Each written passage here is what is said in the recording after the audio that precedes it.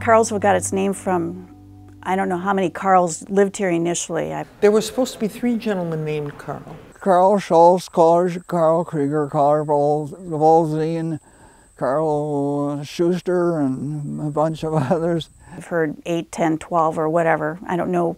I think a lot of that is hearsay, but I guess Carlsville started with the name Carl from back in the 1800s of however many Carls lived here.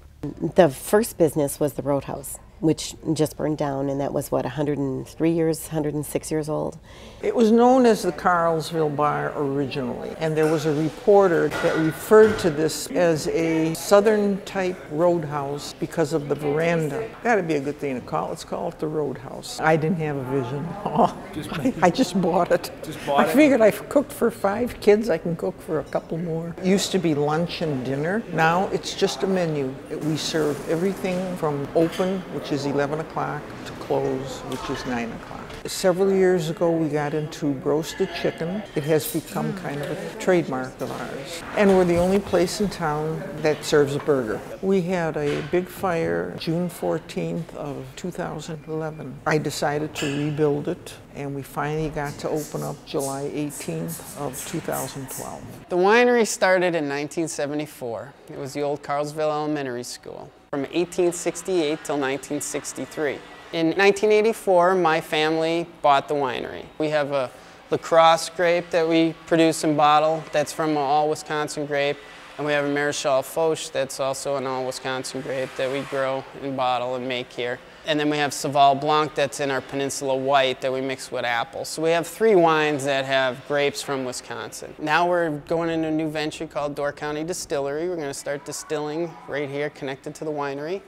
We're going to start off with vodka and cherry vodka.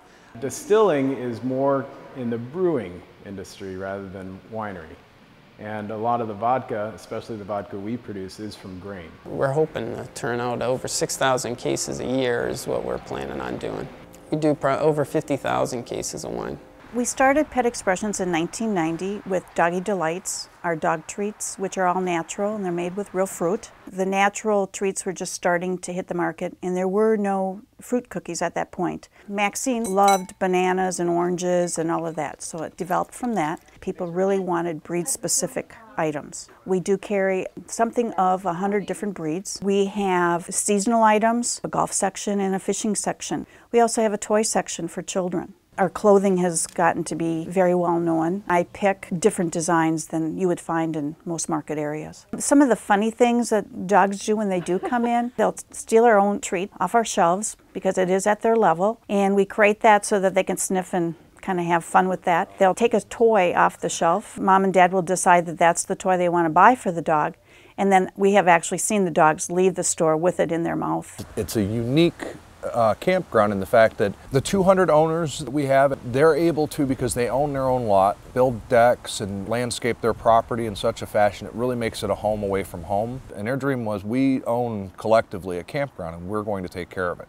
Create the best environment that we can for those that visit us, our guests. Our demographic is for families. The campground has over 290 acres of property. We've got 2 water slides. And we just installed this year what we call the Harbour Oasis. We have a sandy beach now. We put inflatables like a 12-foot water slide that's out there and a trampoline. The jumping pillow was just added, about the size of a basketball court, and it's an inflatable the kids bounce on, and it's hard to keep them off of the thing. Our trick here is we want everybody to have fun. Kids from the city don't know where milk comes from. They think it comes from the carton in the store. You know, here you can see the live cow, you can see the cow being milked, you can see the happy cow, you know, how we treat them. They can go out to the petting zoo, they can see the baby calves, they can see the pigs, the goats, and they can walk through a cornfield. And a corn maze. We do a huge corn maze. It's a 40-acre corn maze, 10 miles of trail. It's all computer generated and GPS cut. The way it's designed on the computer is the way it looks from overhead. And watch the videos while the cows are being milked. You know, it kind of shows how we feed the cows and stuff. This was my grandma's farm. Her dad actually built the original barn, and my grandma and grandpa farmed it, and my dad. We were milking around 100 cows. Now we're currently milking 500 cows. It's an experience to show the kids, you know, where food comes from, and they can see it. It's on a real working farm. It's not a imitation behind the screen. The cows are back there, so.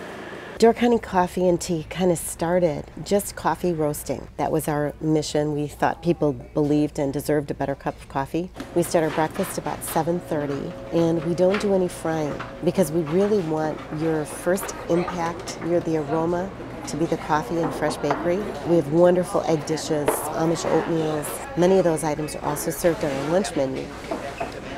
Out of our 100 coffees, we really have a variety that I think everyone could be satisfied with. We start with absolutely the best beans money can buy. And if you look on every package, it's called Specialty Class 1 Arabicas, which is the best in the best. To that, we roast in a fluidized air bed roaster. We use the best flavorings. Everything we do is to care and honor the beans, so to speak, because we want you, no matter when you're drinking it, to have the best cup of coffee you've ever had.